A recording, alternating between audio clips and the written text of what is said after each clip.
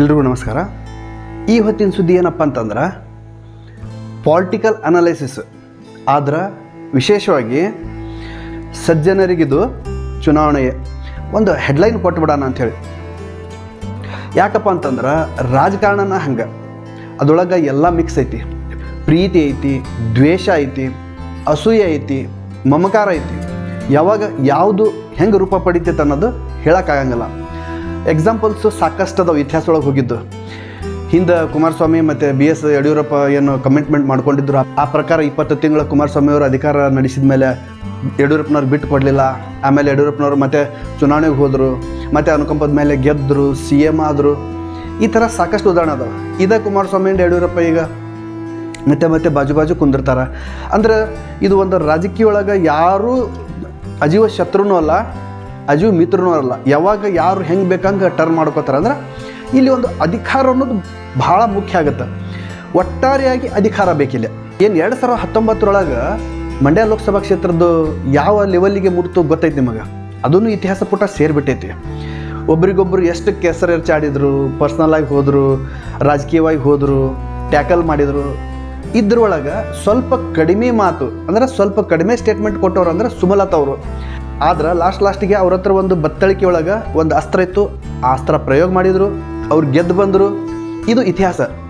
ರಾಜಕಾರಣದೊಳಗೆ ಇದು ಎಲ್ಲ ಬೇಕು ಅಂತ ಹೇಳಕತ್ತಿಲ್ಲ, ಇದು ಇಲ್ದ ಹೋದ್ರೂ ನಡೀತೈತಿ. ಆದರೂ ಕೆಸರೆರಚಾಟ ತಪ್ಪಂಗಿಲ್ಲ. ಇಷ್ಟ ಪ್ರತಿಯೊಬ್ಬ ಅಭ್ಯರ್ಥಿನೂ ನಾನು ಗೆಲ್ಲಬೇಕು ತಂದೊಂದು ಕಂಟ್ರೋಲು ಕಳ್ಕೊಂಡ್ಬಿಡ್ತಾನೆ ಅಭ್ಯರ್ಥಿ. ಅವಾಗ ಏನು ಬಾಯಿಗೆ ಬರ್ತೈತಿ ಅದನ್ನು ಅವರು ಹೇಳಿಬಿಡ್ತಾರೆ. ಸೊ ಅದು ಕಾಂಟ್ರವರ್ಸಿ ಆಗುತ್ತೆ.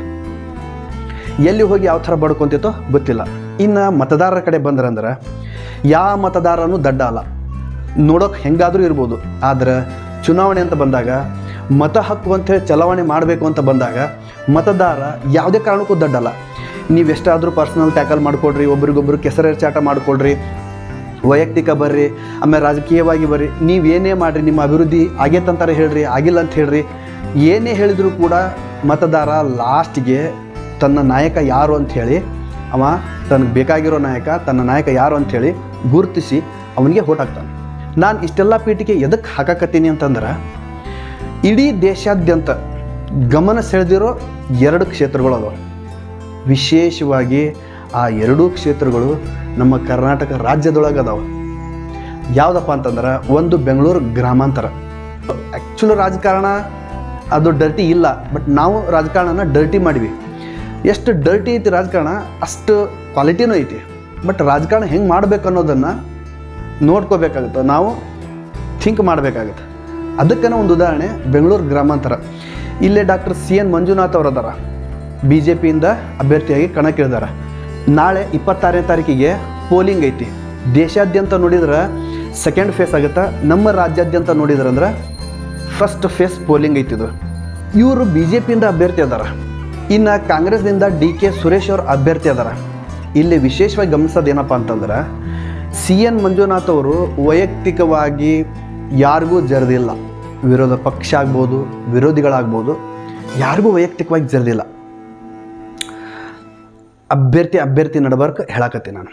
ಅದೇ ರೀತಿ DK ಸುರೇಶ್ ಅವರು CN ಮಂಜುನಾಥ್ ಅವ್ರ ವಿರುದ್ಧ ಜರಿಬೋದಿತ್ತು, ಆದರೆ ಅವರು ಜರದಿಲ್ಲ.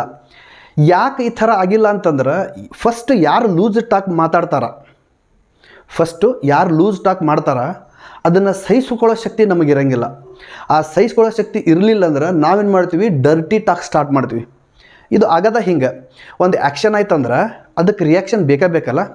ಸೊ ಹೀಗಾಗಿ CN ಮಂಜುನಾಥ್ ಅವರು ಅಪೋಸಿಟ್ ಕ್ಯಾಂಡಿಡೇಟಿಗೆ ಒಂದು ಸಾರಿನೂ ಪರ್ಸ್ನಲ್ ಆಗಿ ಅಥವಾ ಪಾಲಿಟಿಕಲಿ ಅವರಿಗೆ ಜರ್ದಿಲ್ಲ.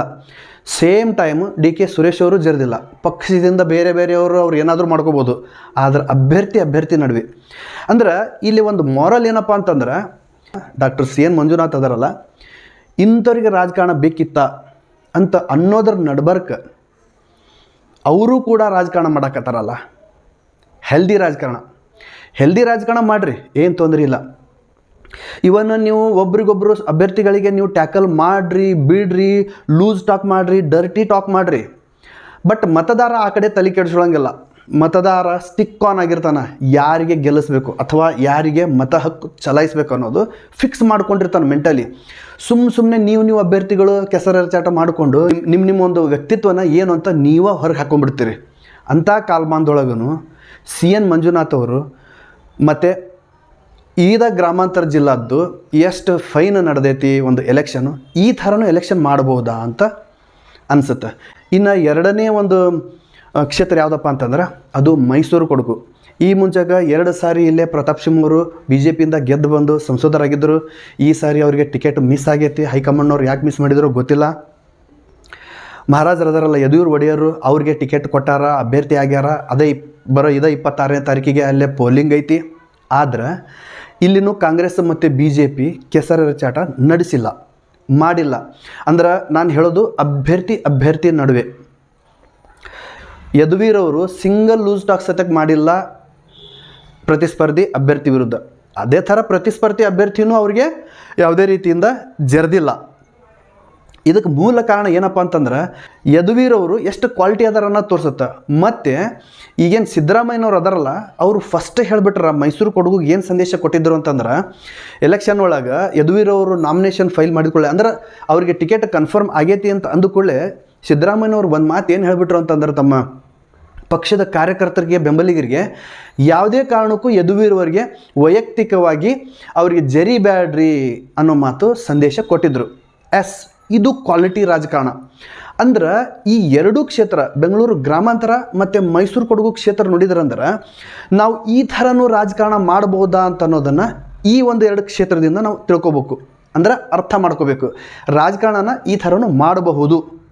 ಬಹುಶಃ ಇದು ಏನಾದರೂ ಬದಲಾವಣೆ ಗಾಳಿ ಬೀಸೈತ. ಕರ್ನಾಟಕದೊಳಗೆ 28 ಲೋಕಸಭಾ ಕ್ಷೇತ್ರ ಏನೋ ಐತಿ. ಆದ್ರೆ 2 ಕ್ಷೇತ್ರ ಏನು ಹೇಳಿದ್ನಲ್ಲ ಇಷ್ಟತನ, ಇವು 2 ವಿಶೇಷ ಕ್ಷೇತ್ರ. ಆದರೂ ಬೇರೆ ಕ್ಷೇತ್ರದ ಅಭ್ಯರ್ಥಿಗಳು ಇದನ್ನು ಫಾಲೋ ಮಾಡಿದ್ರೆ ಯಾಕೆ ರಾಜಕಾರಣ ಶುದ್ಧ ಆಗಂಗಿಲ್ಲ? ನಾನು ಆಗಲೇ ಹೇಳ್ದಂಗೆ ಗೆಲ್ಲಬೇಕು ಅನ್ನೋ ಹಪಾಪಿ ಒಳಗೆ ಪ್ರತಿಸ್ಪರ್ಧಿ ಅಭ್ಯರ್ಥಿ ಮೇಲೆ ಏನು ಕೆಸರೆರಚಾಟ ಮಾಡ್ತಿರಲ್ಲ, ಅದು ಆಟೋಮೆಟಿಕ್ಕಾಗಿ ನಮಗೆ ಬಂದು ಬೀಳ್ತೈತಿ. ಫಾರ್ ಎಕ್ಸಾಂಪಲು, ಒಂದು ಬಾಲು ಗಾಡಿಗೆ ಹೊಡೆದಂಗೆ ರಿಟರ್ನ್ ಬಂದು ನಮ್ಮ ಹತ್ರನ ಬರ್ತೈತೆ. ಅದು ಈ ಥರನೂ ಆಗ್ತಿರ್ತೈತೆ ರಾಜಕಾರಣದೊಳಗೆ. ಅದರ ಸಲುವಾಗಿ ವೈಯಕ್ತಿಕವಾಗಿ ಜರಿಯೋದನ್ನು ಬಿಟ್ಟು ನಿಮ್ಮ ಕಾರ್ಯಕೆಲಸ, ನಿಮ್ಮ ವೈಖರಿ, ನಿಮ್ಮ ಅಭಿವೃದ್ಧಿ ಅಥವಾ ಹೊಸಬರಿದ್ರಂದ್ರೆ ಗೆದ್ದು ಬಂದಾಗ ನೀವೇನೆಲ್ಲ ಬದಲಾವಣೆ ಮಾಡ್ತೀರಿ ಕ್ಷೇತ್ರವಾರು ಅನ್ನೋದನ್ನು ಆ ಒಂದು ವಿಚಾರದೊಳಗೆ ನೀವು ಮತದಾರನ ಸೆಳಿಬೋದು ಹೊರತು ಈ ಥರ ವೈಯಕ್ತಿಕವಾಗಿ ಜರಿದು ರಾಜಕಾರಣನ ಡರ್ಟಿ ಮಾಡೋದ್ರೊಳಗೆ ಬಹುಶಃ ಅರ್ಥ ಇರಲಿಕ್ಕಿಲ್ಲ.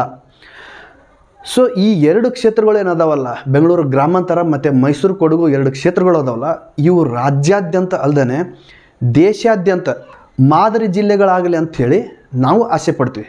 ಜೊತೆಗೆ ಗೆಲುವು ಯಾರ್ದಾದ್ರೂ ಇರ್ಬೋದು, ಒಬ್ರಿಗೆ ಮಾತ್ರ ಗೆಲುವು ಸಿಗಲೇಬೇಕು. ಆರೋಗ್ಯಕರವಾಗಿ ರಾಜಕಾರಣನ ಮಾಡ್ಬೋದು ಅನ್ನೋದನ್ನು ಈ 2 ಕ್ಷೇತ್ರದ ಪ್ರತಿಯೊಬ್ಬ ಅಭ್ಯರ್ಥಿನೂ ತೋರಿಸ್ಕೊಡಕತ್ತಾರ. ಜೊತೆಗೆ ಇದರೊಳಗೆ ಮತದಾರರದ್ದು ಬಹಳ ಪಾತ್ರ ಐತಿ. ಯಾಕಂತಂದ್ರೆ ಮತದಾರರು ಸೂಕ್ಷ್ಮವಾಗಿ ಗಮನಿಸ್ತಿರ್ತಾರೆ ಅಭ್ಯರ್ಥಿಗಳ ನಡೆ ನುಡಿನ.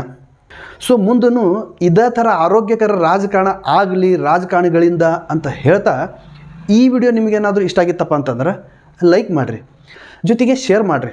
ಮತ್ತು ನೀವ್ಯಾರಾದರೂ ಹೊಸಬರಿದ್ರಂದ್ರೆ ನಮ್ಮ ಚಾನಲಿಗೆ ಸಬ್ಸ್ಕ್ರೈಬ್ ಮಾಡೋ ಮುಖಾಂತರ ನಮಗೆ ಹೆಚ್ಚಿನ ಒಂದು ಸಹಕಾರ ಕೊಡಬೇಕಂತ ಹೇಳ್ತಾ ಈ ಒಂದು ಸುದ್ದಿನ ಇಲ್ಲಿಗೆ ಮುಗಿಸ್ತೀನಿ.